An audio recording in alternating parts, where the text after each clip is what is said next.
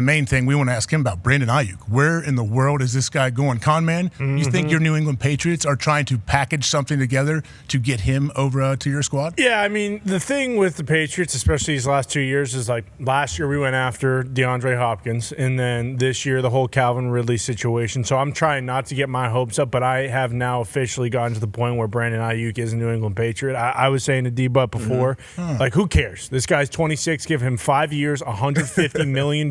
Give him 30 a year, fully guarantee it. I don't give a shit. How many picks you got to give, though, to well, the Niners? I mean, here's the thing with the picks. Like, they're talking about the Browns and the Patriots being the two teams, and the Browns offering Amari Cooper in picks and the Patriots offering Kendrick Bourne in picks.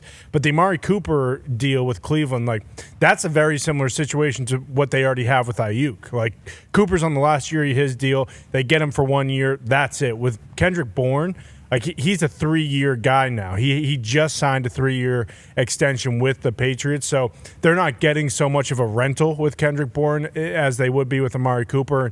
It's not a rental. Obviously, you get Amari Cooper for a year. He's an unbelievable wide receiver. Kendrick Bourne, he's coming off a torn ACL, so maybe there is some hesitation there, but Kendrick Bourne also came from San Fran. Familiar with that entire offense, knows Shanahan, has friends in San Francisco that are already on the team. So it isn't the exact same situation, but I would assume it would be like a 2 or a 3. But also, anytime we project these type of deals where a guy is unhappy and wanting to get out of there, we think that there's going to be an absurd amount of picks, and then it ends up being not as much. Like with L'Jarius Sneed this year with the Chiefs and the Titans deal, he got, franchise tag, Sneed did, and then he didn't want to play on the tag, and then he ended up getting traded for like a second and a fourth, and that was it.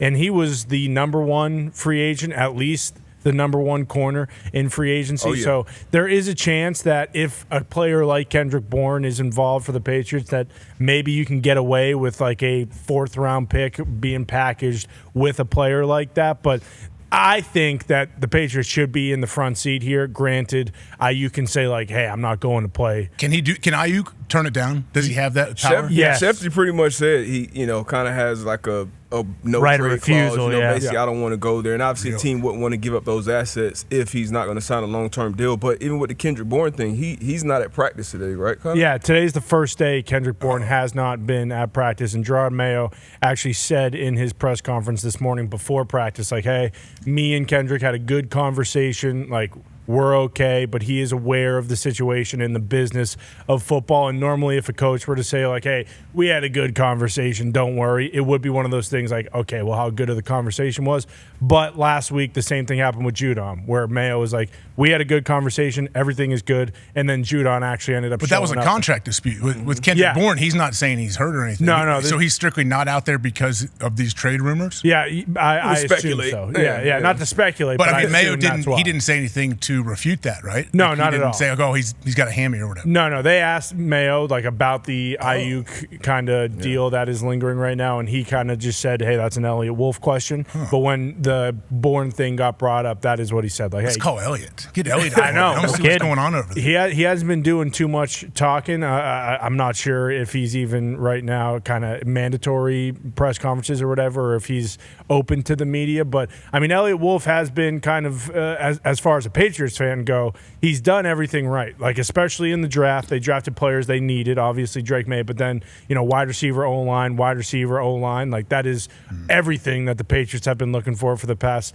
3-4 years. So as far as the Patriots fan goes, right now, I do have faith in Elliott Wolf getting whatever needs to be done. Now, for Kendrick Bourne, like, you could see how he could be upset, but at the same time, like, how upset are you about going from New England back to where you were from? Like, was drafted by San Francisco. He goes back home to San Francisco. And also, you immediately go from the team that is favored to finish last in the division to a team that is the second favorite to win the Super Bowl. So, like, of course, Kendrick Bourne has been one of the most outspoken pro-Patriots, pro-Bill Belichick, wants to stay in New England, loves everything about it. So that is the tough part as a Patriots fan.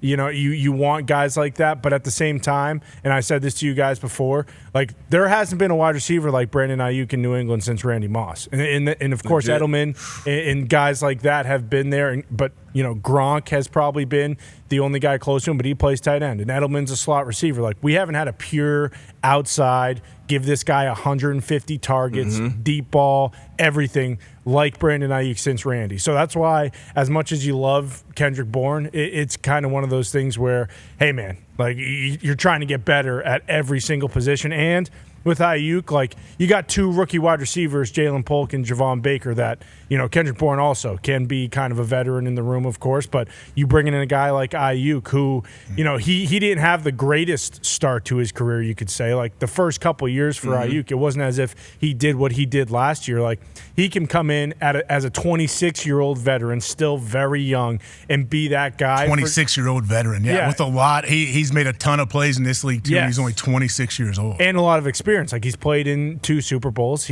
I'm not sure if he was on the first team, but he's played in at least 1 Super Bowl. He's been to multiple NFC championships. Like, it is one of those situations where if this deal is on the table and he is willing to do it, like, yes, get Brandon Aiyuk to New England, whatever it takes. Actually, as I sat back down in this chair, I was like, Aiyuk to New England's happening within the next hour. I would get, yeah. I mean, we have no idea. None of us know anything. But if you had to put odds on it, I would say that the best chance, I would think, would be New England, right?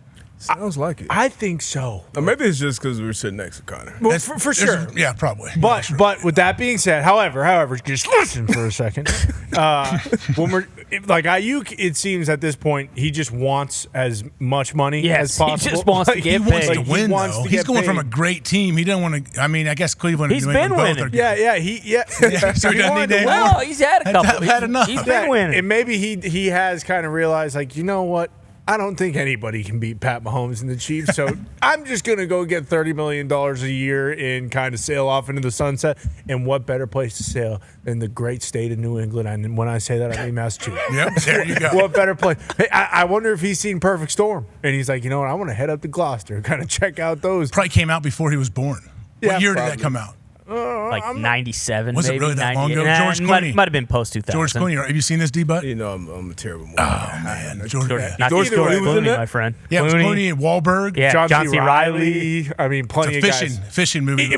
Regardless. They don't come back, D-Bud, just so you let you know. I don't think they do. Nobody comes back. Spoiler alert. You sack of shit. Call the perfect storm, you know they're all dead. Aiyuk's coming to New England. It's a done deal. I'm assuming, Kendrick Bourne, a third, and 4 years, $135 million. 4 for 135. I know Spotrac, they projected it out at 4 for 110, I believe. They said that's like his range. Right? Yeah, I would disagree pretty heavily there with Spotrac. It all depends on how much guaranteed and all that. And what are the outs? Like, is it really a 2-year deal? Like, what is it? I also think you got to pay a little bit of a tax again in New England. Yeah. Right? What if 30 is like the make or break number? Then guess what? It's not going to be 4 years, 110. If he says, like, I'm not going to New England unless I get $30 million a year, then guess what? He's not going to be getting less than $30 million playing in New England. Yeah, I'm excited to see how it turns out. Yeah, we'll see. I would like to see him in Cleveland personally. Yeah. Somewhat similar systems. I mean, obviously you got Drake May up there, Jacoby Brissett starting the season off with the Patriots, but you go to Cleveland. You know how I feel about Cleveland, the moves that they made this offseason, especially that wide receiver champion. So, they did move the needle with that Jerry Jeudy trade. But Deshaun Watson, we've been saying, hey, we get Deshaun of 2021. We've been saying that for a while now. He's got to turn that corner. But offensive line, Chubb obviously come back at some point. The defense, we saw what they did last year under Schwartz. I think, and that's somewhere where he can win. They're not obviously going to be the Niners. You don't expect them to be at least. But anybody in that AFC North can come out on top or be the last team in that division going into it this year.